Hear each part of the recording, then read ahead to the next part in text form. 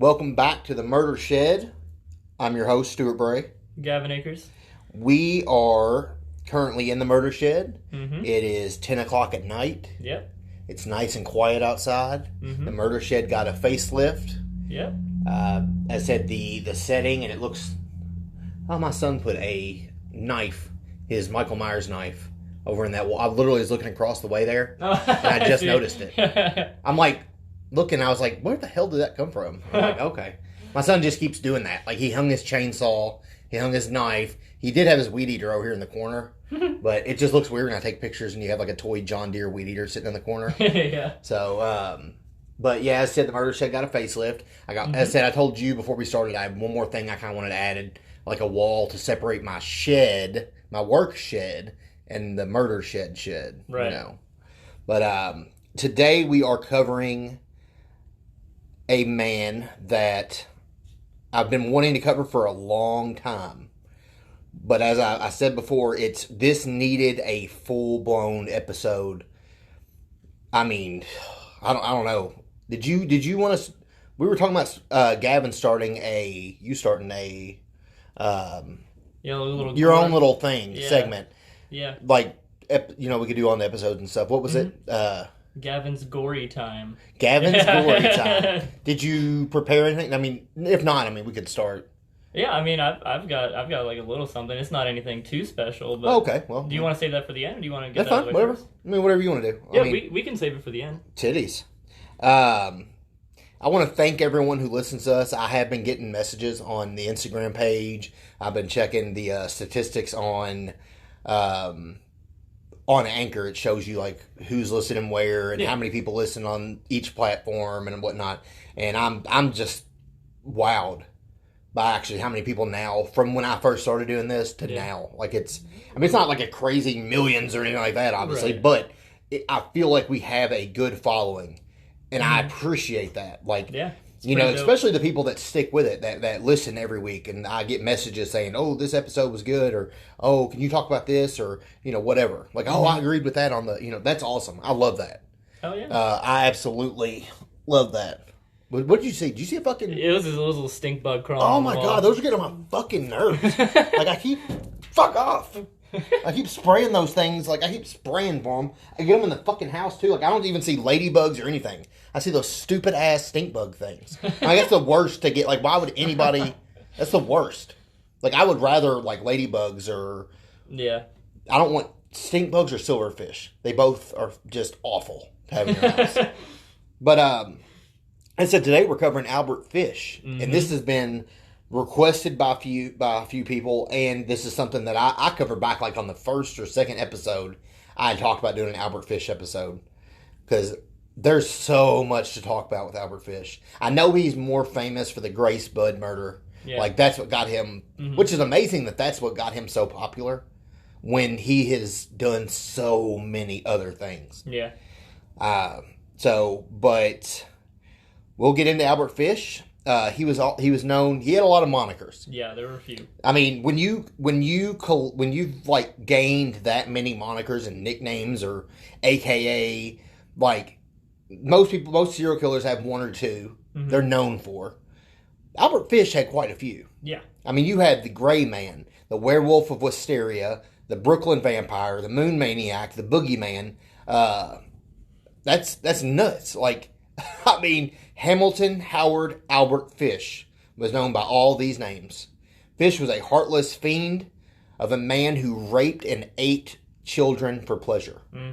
After watching and reading about him, you may find he becomes regularly featured in your nightmares. Maybe. Yeah. I mean, I'm not big on I've talked to you about this. I don't like covering... Like, I don't... The kid stuff. Yeah.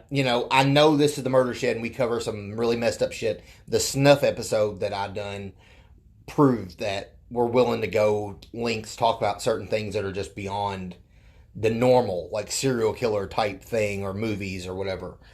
But my thing is, when it comes to kids, I have like it hits different. The killings... It sucks. It's awful. I don't like hearing about the child abuse stuff. I don't like hearing about the shitty parents that did, like, a child called It, that book. Mm-hmm. And I don't know, you don't read, so I know you probably didn't read it. But David Pelzer, what the fuck was his name? I read that book years ago, and it's just, that's awful. It's awful. I don't like to hear any of that kind of shit. Anybody that's like, man, did you hear about those kids? And I'm like, stop. I don't want to fucking hear it. Mm-hmm. Don't tell me about it. I will watch execution videos.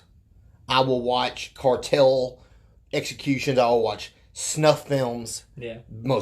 I will watch the most. I've seen the most brutal, dark things the internet has to offer. Like, I don't feel like there's anything out there that maybe there's a couple things that could push a line of what I haven't seen yet that I'm not going to watch. Yeah. If it has to do with kids, I'm not. Mm-hmm. I don't do that video stuff. I don't watch that. That's not my thing. I will do this because this happened. It's old. It's not like a current thing that's happening. Right. I mean, there probably is people out here still like Albert Fish. Oh, I'm sure. I'm sure. I don't doubt that one bit. I mean, fuck. I mean, but it's just because they're not famous doesn't mean they don't exist. Exactly. So, but we will get into Albert Fish. Is there anything you want to throw out there about? He was a fucked up guy. I mean, yeah. From everything I read, I was like, God fucking damn. But he did not look like the typical. I mean, I know there's like, you had like Bundy, like Ted Bundy. Everyone's always about like, oh, he just didn't look like it. But and then like Jeffrey Dahmer. I mean, what the hell does what serial killer have you seen that people always make that joke? Like, oh, he don't look like the stereotypical serial killer. I'm like, okay, so what does the stereotypical serial killer look like? Yeah. Name one person who looks like John Wayne Gacy. I have neighbors. I have a fat neighbor. Hopefully he don't listen to this. I have a fat neighbor. He don't look like John Wayne Gacy, but, I mean, he's fat, and he's older, and he's, weird. I mean, he could be a serial killer, I guess. You had a serial killer. Yeah, see, you had Ted Bundy, you had Jeffrey Dahmer. Jeffrey Dahmer looked like a weirdo, but you wouldn't see him just walking down the street and say, oh, I bet he's got fucking bodies in his closet or whatever. Yeah. Like, nobody looks... So many serial killers have had that different look. All three of them that I just named, Bundy, Dahmer, Gacy, all of them, they all looked different. Yeah. And they were all infamous. Yep. So there is no stereotypical serial killer look. I'm sorry, there's just not. Yeah. And 9 times out of 10, when someone looks like a serial killer, they're not. You kind of look like a serial killer.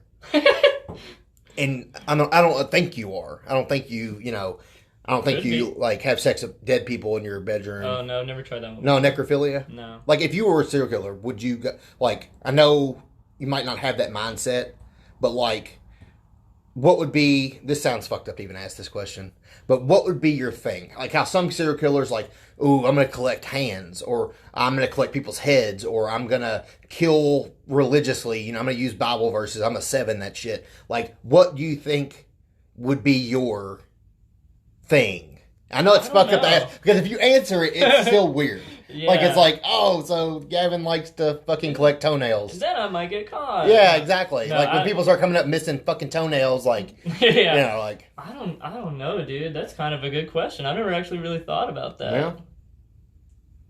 Yeah. You really can't answer it. It's kind of a trick. It's kind of a trap question. It is. It's like, what would you say? Oh, well, I would kill women and collect their panties. Yeah. And it's how do you can't even say, you can't answer that question. I guess I shouldn't ask that. But it's a good question to think about to yourself. It is. If you can think to yourself, what would I do? Yeah. So, I mean, fuck that. Anybody listening, you think about that too. Yeah. Think to yourself, what would I do if I was, what would be my MO? What would be my calling card? Yeah. Although I do feel like if I were to ever, become a serial murderer, I don't think I would discriminate. I don't think I would go after any specific kind of person. I think it would just be whoever I just felt like. Oh, yeah. Yeah, see, I wouldn't want to be looked at as a vigilante. I wouldn't want to just kill bad people. Right. I wouldn't want to Dexter it. Yeah. I don't really look at that as a serial killer. I mean, he is serial killing. I mean, he's killing people. Yeah. But it's just hard to, I don't know, man. When you just kill bad people, it's how crazy do you have to be to kill bad people? Right. Child molesters and rapists and I don't really look at you as a crazy person for killing them. If I hear about a guy who bashed a child molester's head in with a sledgehammer, I'm like, good for him. Good for him.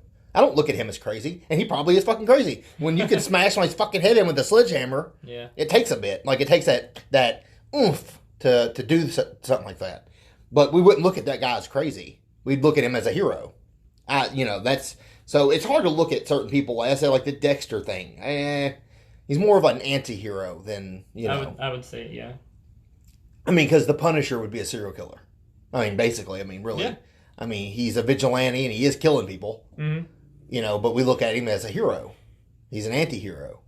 So, Albert Fish was not an anti-hero. No, he was a villain. He was a villain. Yeah, super villain. He was old looking, decrepit, but there is something about a picture I saw of him in a book I had when I was younger. It was called True Crimes. It's a badass book about all these serial killers and stuff. There was a picture of him when you turned to his page. It was a close-up of his face. It was like his mugshot. I mean, right up on his face. And something about his face, even when I was younger, it scared the piss out of me. I would skip past it. Yeah. Like, I would know what page it was on, and I'd fold the pages and turn it to where I wouldn't have to look at it. Damn. So, I mean, that's some serious shit. Yeah, I know. But I'm sure, just like all serial killers, Albert Fish's less than ideal childhood. Fish's father was 75 years old when Fish was born. Think about that. That's pretty damn old. And died shortly after. His mother was able to take care of Fish or his siblings. So Fish ended up in a cruel orphanage. Caretakers often beat the children there, and they would even encourage the children to hurt each other. A tradition Fish would later bring into the lives of his own children, which is really next level. Mm-hmm. Unlike most children, Fish grew to enjoy these beatings. When his mother eventually took him back, he even administered self-inflicted beatings in his spare time, soon developing a psychosexual fixation on the correlation between pleasure and pain. Fish became a bona fide masochist, no pun intended. Fish's family had a long history of mental illness. The list went from uncles to brothers to sisters to his own mother. Fish's mother had suffered from regular visual hallucinations. Mm-hmm. So obviously it stemmed, his whole family was...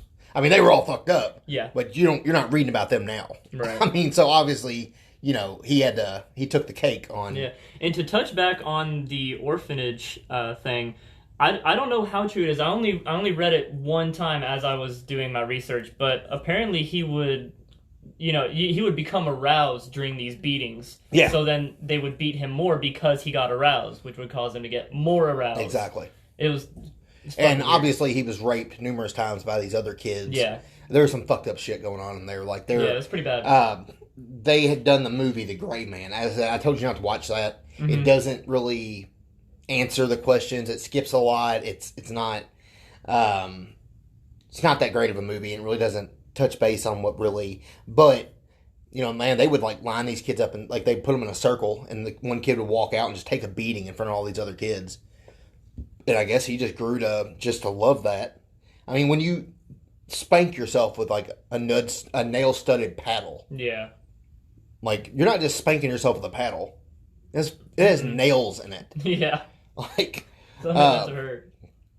So that's just, next level. The sexual deviance and masochism of Albert Fish. Fish began experimenting with sexual self-mutilation. So to hear that, yeah. A favorite practice of his was to embed needles into his groin and stomach. Another fun pastime Fish was flogging himself with a nail-studded paddle. In 1882, his relationship with a telegraph boy led him to learn he got a sexual pleasure from eating human feces and the sight or thought of urination. How? What the fuck? How fucked do you have to be? I mean, okay. The pain thing, fine. You get turned on by spanking yourself or watching other people get hurt or whatever. You want to shove needles into your groin and whatever. Okay, that's fucked up. But to get sexual pleasure from eating someone's feces and the sight and thought of urination, Like, that takes it beyond... Like, that shows you... I mean, it's not as fucked up as putting needles in your... I'm not saying that it's more fucked up, but it goes to show you the kind of person he was. Yeah. There was no limits.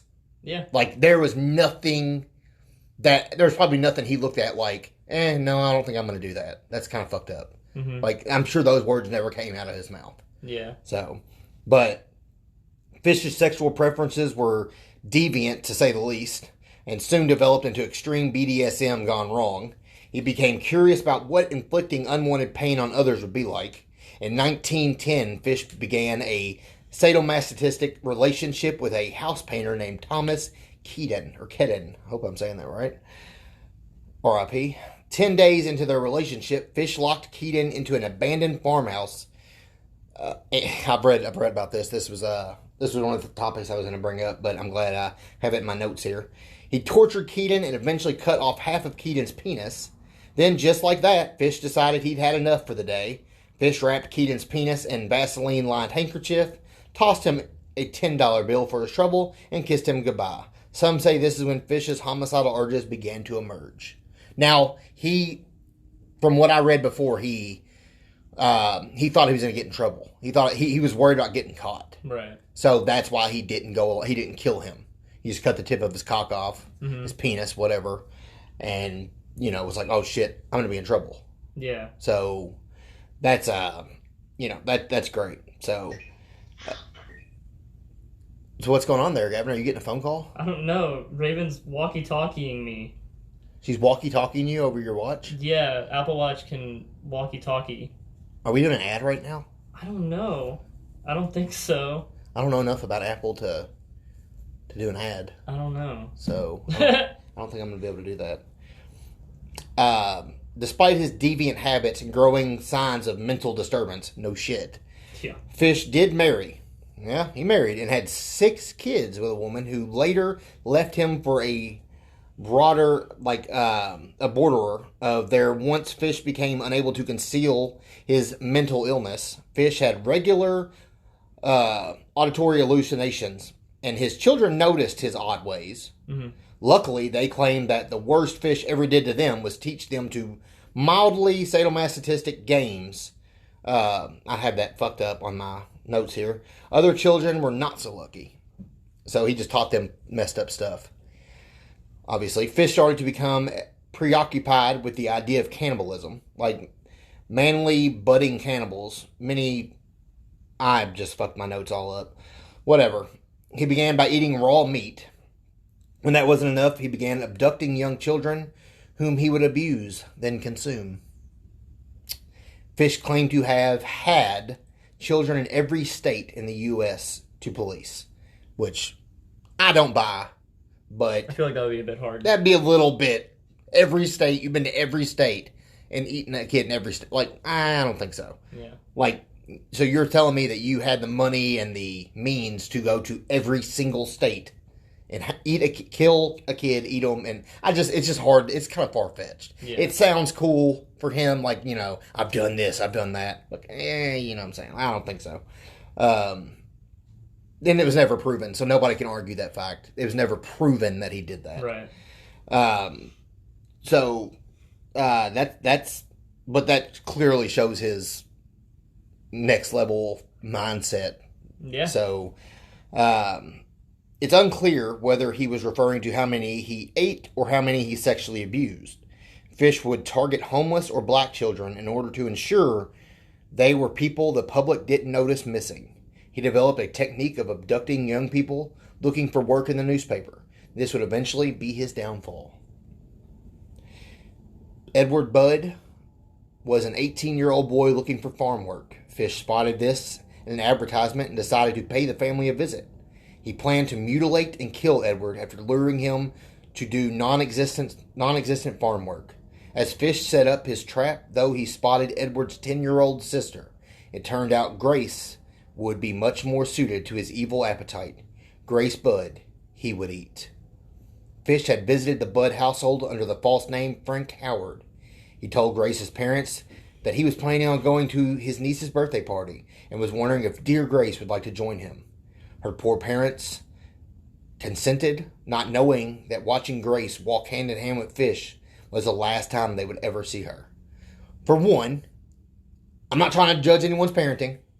I'm not, whatever. But how fucking stupid to have known so. And I know this was obviously years and years ago. Times were different. Yeah. You weren't as, cautious. Yeah, I'm sure this shit was. But come on, though. Yeah. Who in the hell lets their kid? I don't care if you're cavemen. What caveman's gonna let their kid wander off with another caveman that they've known for 3 days to just go somewhere? Yeah. Come on. Like, I feel for the parents. I feel for the family. Mm-hmm. That sucks. But come on. This dude, this fucking old dude, who he doesn't even bring his niece there to say, hey, this is my niece, that we're going to her birthday party. None of that. They never met anyone in his family. They just went on his word. I have a niece and she's having a birthday party. I'll take your daughter. What? In that instance is where you would think, why is he not just inviting the daughter and maybe the mom or the brother or, someone along? Because a normal person should feel weird to ask that anyways. Yeah. In any situation. Yeah. So, come on. Like, I mean, fuck. As I said, I know times are different, but what time does it have to be? At what point in time does any family think it's okay? They've known this dude for 3 days to let their 10-year-old, a 10-year-old girl or whatever, go off with this strange guy they don't even know. Yeah. They've never seen where he lived. They've never met his family. Nothing. They know nothing. Yep. They know his fucking name, and they know that he's offering work. That's it. Yep. So, they went on that and just said, okay, yeah, no problem. We trust you. After 3 days. So, Fish brought her to one of his houses in upstate New York and told Grace to play outside for a while. Fish undressed himself while she played, so as not to get his clothes dirty with blood, and then beckoned from a window for Grace to come inside. When Grace beheld Fish naked, she began to cry, which obviously, fuck. Yeah. What 10-year-old girl has seen some old dude just standing there naked in an empty house? Like, that sucks. So, and it's so fucked up, dude, and that's how people like this, Albert Fish, worked. They trusted him. Mm-hmm. This little girl never knew she was in danger. Nope. She looked at this guy like, I trust this guy. Like, she sat on his lap and would kiss his cheek at the house. Yep. Like, to use that trust against a defenseless kid is insane. So, yeah. She began to cry and told Fish she would tell her mother. She tried to run, but Fish trapped her in a room where he proceeded to torture and kill her. I didn't write in my notes what happened, but what I've read is that he strangled her. He choked her out. Mm-hmm. But and to look at a little girl choking her out like that. Yeah. But this is all later, though. You got to think about that. This incident was later on after a bunch of other confirmed cases of Albert Fish. He killed that kid, hung him from a tree, and ate one of his fucking legs. Yeah. And they found that kid hanging from a tree with one leg. Was there really a whole lot about that? Because there wasn't a lot. Okay. But those are confirmed cases of those happening. And Albert Fish brought them up later on. Okay. So that's how they knew it was him. At the time, they didn't. It wasn't like they were, So those are the only ones, the ones that they found and said, oh, this happened. And then later on, he confessed to. And who knows? They could have just happened and he didn't. I don't know. We don't know that. So he was never caught in the scene. You don't know that. Right. No one knows. But obviously, a man who sticks needles in his groin. I can't even imagine doing that. And I told you at work that day, he was not just poking himself with them. He was sticking them in his groin. Like, in. Yeah. They had to use a fucking x-ray. Yeah. To see these. They were inside of him. Yeah. And they were rusted. Because they'd been there so long. Yeah. Fuck. Like, that's a constant pain. So he liked pain so much that he wanted to constantly feel it. Because there's no way you would just, oh, okay, I'm fine now. Because those needles are going to move around, they're going to shift, they're going to rust, they're going to make you sick. I mean, he liked that. Like, the fact that he didn't die from, like, the rust poisoning or some kind of infection, that's like an infection would kill you. I mean, you cannot live with rust in your, that's rusty-ass needles stuck inside. Not. Maybe you can. I mean, I don't fucking know. I've never had a rusty nail embedded in my body. So, as I said, Grace Budd wasn't the first. According to Albert Fish. Right. And obviously, according to all the bodies that have been found, I mean, people in neighborhoods, like certain towns, would be like, kids would tell. They'd say, this man tried to lure me. And the parents would be like, or the authorities would be like, what did he look like? And they said looked like he was gray. Wore a gray suit, had a gray mustache, gray hair. And to look at pictures of him, I know they're in black and white. Most of the pictures of Albert Fish are in black and white, obviously. But he looks like somebody, a colorless person. Yeah. It looks like the life had been drained out of him. And he was like, there was a show. It was like, this is going to be fucked up to even compare it to, but it was like a Disney show. I wish I could remember the name of it. It had Spider-Man. Fuck his name. The original Spider-Man. Not the original. Tobey Maguire. And Kirsten Dunst. No. I'm just thinking about this now, so I didn't even look it up because where they go back and like the TV remote, the repairman, which is Don Knotts, comes in, and the kid, like the boy, Tobey Maguire's obsessed with this show, and they end up going into the TV show, and it's in black and white, but they bring color to it because they're in that, and they're like teaching these people things that they shouldn't know. And it kind of reminds me of that. Like, there's certain people that were still gray in the colorful world. So that's what kind of makes me think about Albert Fish. Or a Halloween Town 2. Everybody was gray. Yeah. Like, so that he literally just seemed like a gray, lifeless, creepy person. Imagine him staggering down the street looking around with his creepy-ass mustache and his creepy-ass eyes and shit. Like, he's just a creepy-looking dude individually. Like, does not look like a kind old man. He has that face, that structure that just looks lifeless and scary. He's a weird-looking dude. So, even though Fish's victim of choice was actually young boys, it would be this little girl who would lead to his capture. Police investigated Grace's disappearance for 6 years before they found a lead. They would never guess the lead would come from Fish himself. Fish sent a gruesome letter to Grace's mother detailing the events of her death. He said in the letter, first I stripped her naked, how she did kick, bite, and scratch. I choked her to death, then cut her in small pieces so I could take the meat to my rooms, cook, and eat it. It took me 9 days to eat her entire body. He intended to get a thrill out of causing panic. He had gotten away with killing, raping, eating so many children already, but police were able to track down his whereabouts. The paper he wrote the letter on happened to be unique to the place he was staying that night. When police apprehended Fish, he confessed without any pressure and with much enthusiasm. So galvanized was he to divulge the details of his many murders. Of the dozens of murders he confessed to, police were only able to verify 3 with evidence. So he could have just been, but the kid in every state thing, I doubt it. Yeah. But past that, what would he need to lie about? Yeah. Like, why lie about it once you're caught and you've already confessed to these murders?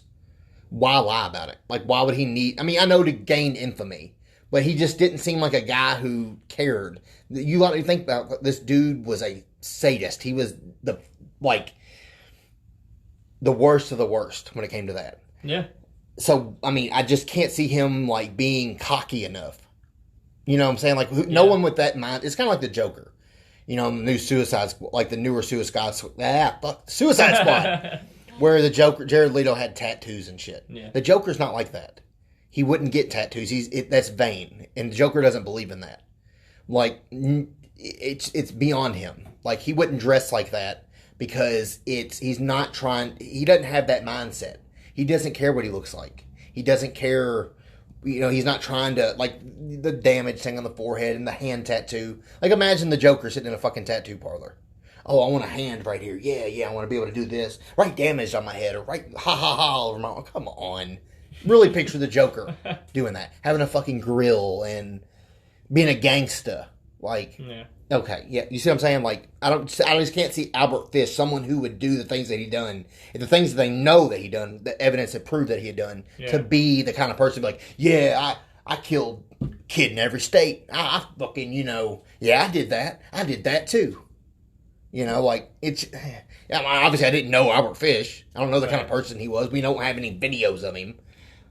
But it's with what we do know. It's hard to really picture him being that kind of person. Yeah. Like, I could see people like Bundy or somebody being like, yeah, I've killed, this many people. Oh, I've got, I'm the greatest, like Ed Kemper or whatever. But it's hard to picture someone like Albert Fish exaggerating like that. I think if he killed a kid and ate him, I think he killed a kid and ate him. I don't think he's going to lie about it and say, I killed 200 kids. Or, and it said before that it could have been 50 kids or whatever that he did things to. Yeah. Not killing them. We know he did that. Obviously, this dude, I mean, what we've been reading and what we know, obviously he molested and raped kids. Yeah. Obviously. But it's weird because, like, his own children, he didn't do that to them. Nope. He would teach his kids, he would have his kids do things to him, not sexually, but spanking with stuff or hitting with things or hurt him. Yeah. He wanted his kids to do that to him. And it's amazing to me how fucked up this dude was to like to eat shit and shove needles in his groin and spank himself, that he did not do anything to his own kids. I mean, I'm not giving him a fucking Humanitarian of the Year award. Right. Obviously. Oh, wow, you didn't molest your own kids? Oh, well, fuck, pat you on the back. Oh, thank you. Like, good job, bro. Like, you controlled yourself with that, But, it's a fucking stink bug again.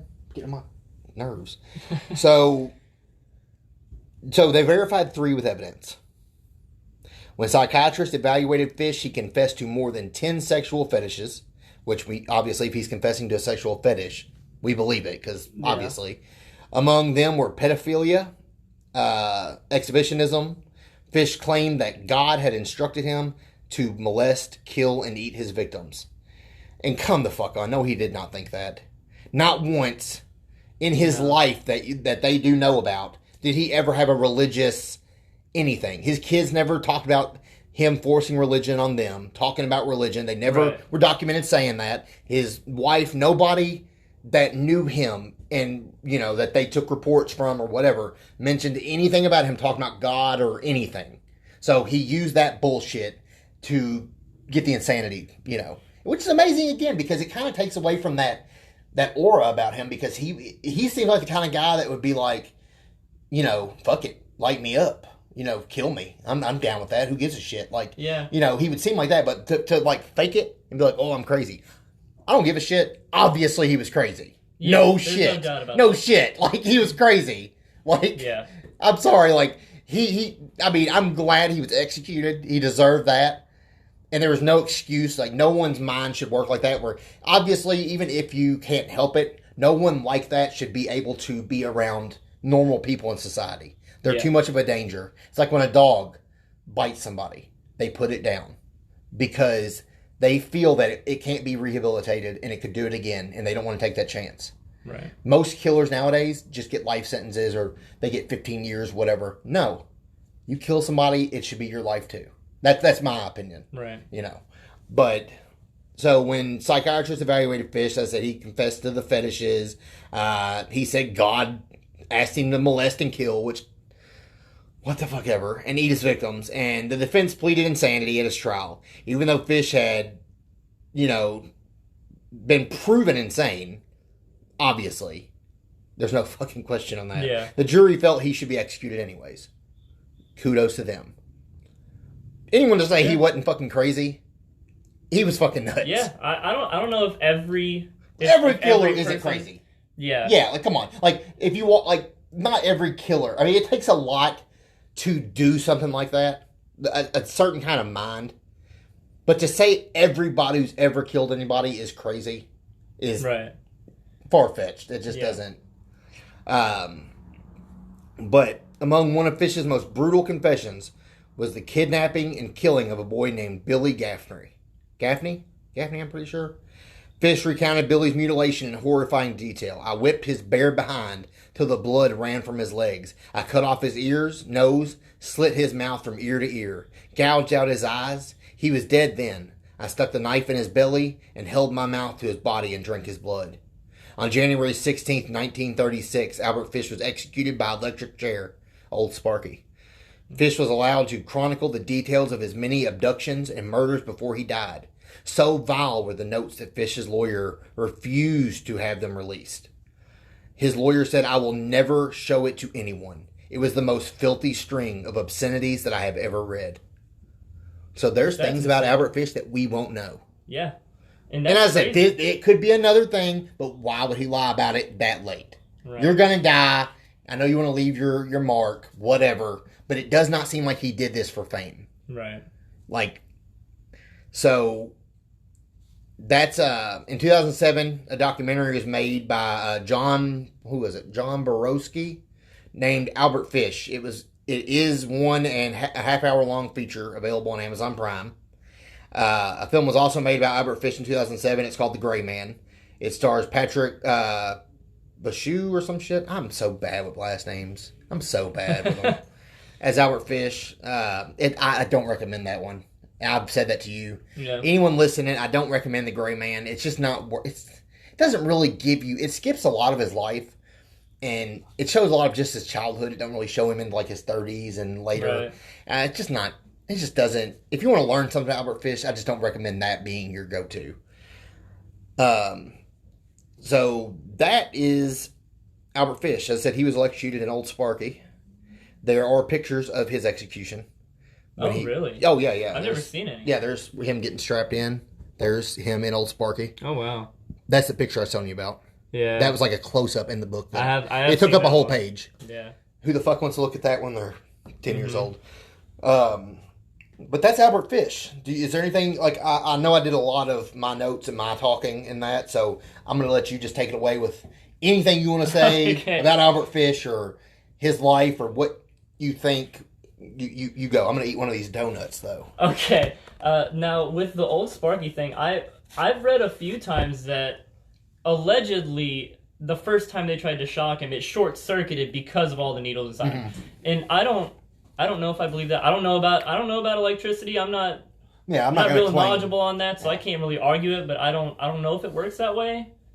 But if anyone who may listen does know, I would love to hear about it. Obviously, needles are metal. It's creating an electric current. But I don't know. Does that work like that? I don't think are they grounded? I don't think it was short circuited. I don't see that happening. I could be wrong. I could be absolutely wrong. It seemed like it would take a lot to short circuit a fucking electric chair. Yeah. It runs on the power of the building. I would assume. I said we're not electricians. We're not claiming to know any of that, but it's kind of hard to picture needles short-circuiting an electric chair. Kind of like him claiming that he, killed and ate a kid in every state. Yeah. Obviously, we're no experts on the subject, but we find it hard to believe. Yeah, exactly. But, fucking donuts, man. Such a fat piece of shit. But yeah, but there was also, that wasn't in my notes, that one thing that really got me about him, and it gives me cold chills even thinking, even repeating it. I hate trying to repeat it because I don't want to mess it up because it was that, it had that effect on me. But when they said that he was going to be electrocuted, he said something along the lines of, "I can't wait. It'll be the greatest pleasure I've ever experienced." Yeah, something like that, yeah. What in the fuck? Yeah. Do you think that it aroused him in the electric chair? I wouldn't be surprised. Because the first jolt doesn't kill you. You feel it. I'm sorry, but you feel it. Yeah. So I wonder, I don't know, maybe. I wouldn't be, assuming that even though he was still alive, he wasn't, kind of fried at that point. He was conscious, I guess you could say. Yeah. Assuming he were, in a conscious state of mind after that, first shock or two, or however many it took, I'm sure he was aroused. I would not be surprised at all if I heard that. Surprised that wasn't part of the little rumor mill, like, with the chair sorting out. Like, somebody didn't say, oh, he got hard while, Yeah. Or he was like, oh, or he said something during it or something like that. People overdo that kind of stuff where they, because he was so infamous at that point, like, either the executioner or a guard or anything could say, oh, he said this, or, I heard him chanting to Satan in his cell before he died. How are you ever going to prove it? You're going to take his word on it. It'll become this big thing where people say, well, he was praying to Satan before he died just because this guard said he did. Yeah. So, as I said, it sucks. I mean, obviously, I'm glad Albert Fish didn't happen now. But it does suck that it happened so long ago at a point where it's hard to have anything physical proof documented. Like, there's a lot of things that we're just never going to know. Yeah. And the note that his lawyer had, were what Albert Fish had wrote in his cell about things that he had done, all his confessions, everything, and for his lawyer to say, I'm not reading that. Like, what's in that note? I know that I would pay money. I would pay a lot of money. That kills me to that. Even that we'll just never know. Yeah, and it's that not knowing. Like, imagine what was in that note. I know. It would have. I couldn't imagine what the fuck he could possibly write. Like, what is more fucked up than what he already confessed to? Yeah. There's more fucked up things than that. Like when he talked about that kid he killed, taking his eyes out and drinking his blood out of his belly and all that stuff. Like, you did something more fucked up than that? Yeah. Oh, fuck. I couldn't imagine. I couldn't imagine doing any of that shit. No. Now, Albert Fish is definitely... I said, movie-wise, he doesn't really get the recognition that, like... I mean, John Wayne Gacy doesn't have any big blockbuster movies. There's, like, those, Netflix fucking, like, whatever, Amazon Shudder films and all that have, like, John Wayne Gacy. They're kind of low-budget, cheesy.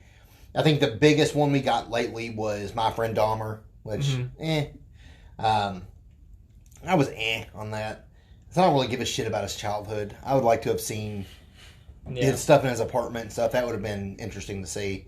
And then another high budget one that we had gotten was with, was Ted Bundy. He became like a fucking icon. Like, it's like this past couple years, Ted Bundy like blew up. Yeah. Which is astonishing. Wasn't there, Zac Efron? Okay. He was good. He did a good job. Yeah, I saw the movie. Yeah. I couldn't remember if it was about Bundy or Dahmer, but it was a good movie. He played a good Bundy. It's fine. Surprisingly enough. Yeah. But, and it's like, where the fuck did Ted Bundy blow up at in those last couple years? Like, that is so odd. It's all you need is make a big blockbuster movie about somebody. I mean, it wasn't like a blockbuster. It wasn't millions of dollars. But obviously to have Zac Efron playing your movie, you're going to have to be paying him some money, obviously. But, fuck, I mean, what if they did a type of movie like that, a higher budget movie about Albert Fish? Like, I mean... I wouldn't even see that. Albert Fish would just blow up. He's not one of the names that you hear, that sticks out. He was kind of like the Green River Killer, because I talk about the Green River Killer to people. One of the most infamous serial killers to ever live. Yeah. Like, in American history, he might be the most prolific. Yeah. That got found out, obviously. Right. And do you ever hear anybody talk about the fucking Green River Killer? No, not before you. Yeah, see? Like, you got to think, like, nobody talks about him. There's no big movies on him. I mean, there's slasher films and slasher villains based on these people. You had, like, Ed Gein, Leatherface, that whole thing. Which Psycho, based on... I mean, you had all these movies based on that. And you had Kane Hodder play Ed Gein in a... And then there's a movie... I can't remember. It's fucking 1960... I can't remember what the fuck it's called. I'm just... Whatever. I'm a piece of shit. So I can't remember the title of that, but it was a good Ed Gein movie. But, he was fucked up. Yeah. I mean...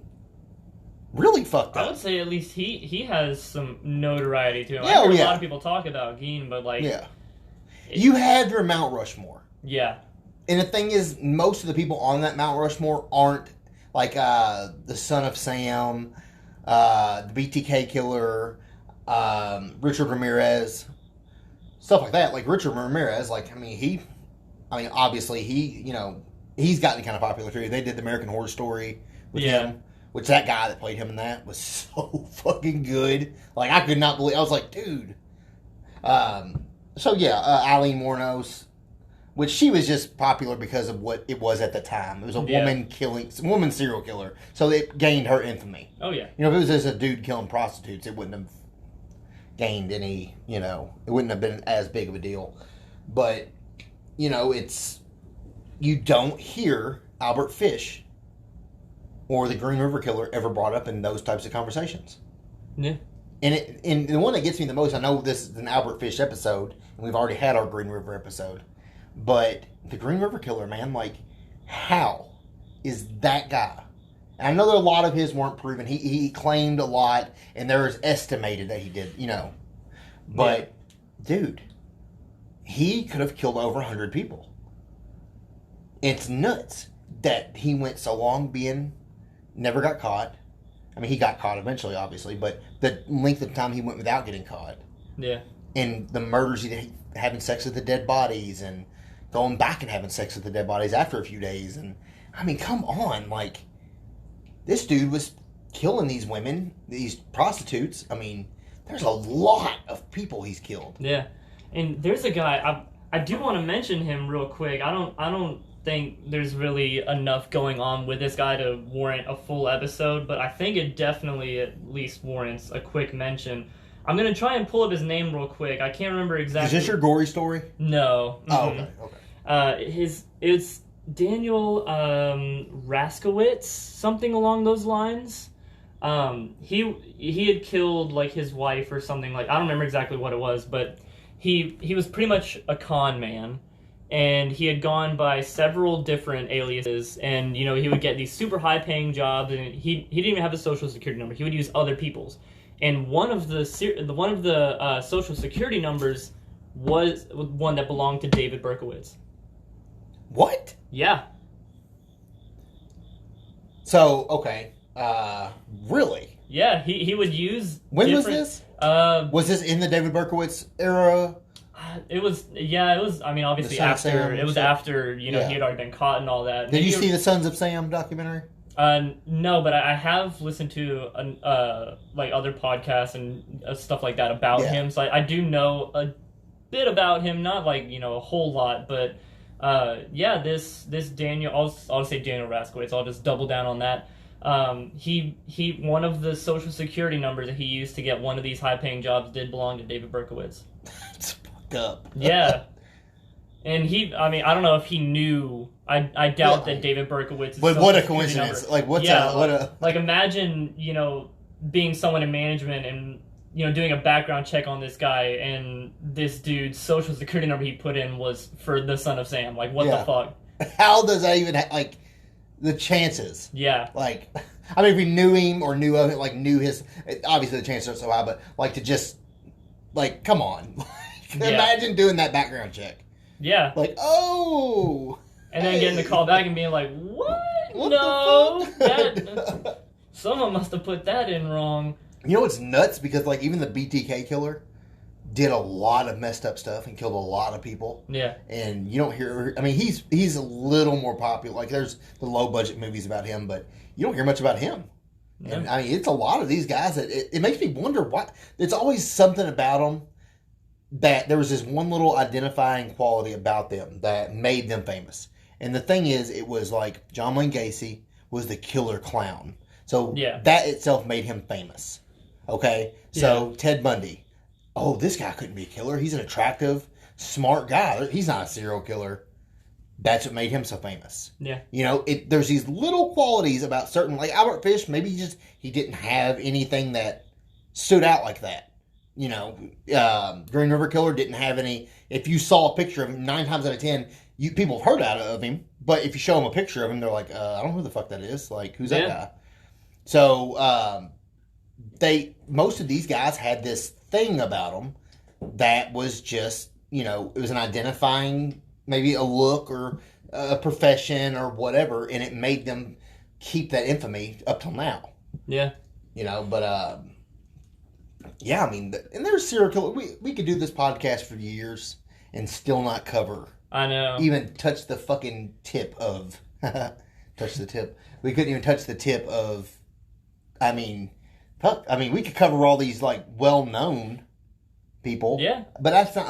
I know we do a lot of the well-knowns, but As I said, there's a lot of times like Jesse Pomeroy. Hardly anyone knew who he was. No, never. So I think that's interesting to cover someone like that who didn't get the notoriety or whatever. And that's what I think I want to do. I think because the next episode I had planned on us doing was killer couples. Mm-hmm. You know, so I think that would be interesting. Yeah, but I don't want to do all the typical stuff. Like, typical, I said, you haven't seen a John Wayne Gacy episode yet. You haven't, I just don't want to, everybody knows so much already. Yeah, and I don't think we should leave it off the table to never do it. Oh, no. I don't think we should just do it right out the gate. No. There's so much shit about all these people already, and everyone, if you've followed any type of true crime podcast or anything like that, you already know about John Wayne Gacy and everything he's done. You know about Ted Bundy if you watch any of those thousands of fucking movies. Yeah. You know about Jeffrey Dahmer. It's just those kind of things. Like, what are you going to cover? Like, what would we find out that it hasn't already been mentioned 1,000 times? Yeah. At least with Albert Fish, it's not everyone knows much about him. Right. So, what else? So, what did you have for Gavin's... What was it? Gory time. Gory time. So, one that I kind of wanted to start off with something. I mean, obviously, it's pretty fucked up, and anyone who knows me knows that I'm a big gore guy. But You're a gore think, whore? Yeah, at least for the first time doing this, I think I'm just gonna test the water with something like a little less fucked up, but what I wanted to bring up was there are I can't remember if it was Brazil or Venezuela, but it's a prison and it's basically like hell. Like, people don't get fed, they don't get hydrated, nothing. So these people will not only cannibalize each other, but they will cannibalize themselves. To eat? Yeah, just to have food. And I don't think I'm gonna tell people where to find these videos. I don't get I've done it on earlier videos. There's certain websites I'm not promoting. Yeah. I said I watch them. Yeah. And if I meet somebody, I'm like, hey man, check out this fucked up video. Yeah. That's fine, but I'm not gonna get on and promote and scream at the top of the roof what these websites are. If you find them, you find them. We leave that up to you. I'm not. Yeah, you can find pretty much any of the stuff I'm gonna bring up, but I'm not gonna tell you. Check out what's his name, the guy on YouTube that we like, the Moth. Plagued Moth. Plagued Moth. I know he obviously isn't paying us to do this, but anybody who gets on YouTube or whatever, check out Plagued Moth. Plagued Moth. I think you had it right. I don't know. I think you did. I don't know. Plagued Moth is on YouTube. He covers all that fucked up, gory, snuff video type stuff. I will give him a shout out. Absolutely. I like his videos a lot. He does good shit. But the video I saw was a man eating his own fingers. He was having his, I guess, cellmates or whatever they are. I don't know if it's like a big ass room or what, but he had people he was with cutting off his fingers and feeding them to him just so he could eat. Other people's fingers were being fed to him. They weren't, these guys weren't bathed. They were dirty, covered in what the fuck ever. Probably wiping their asses with their hands.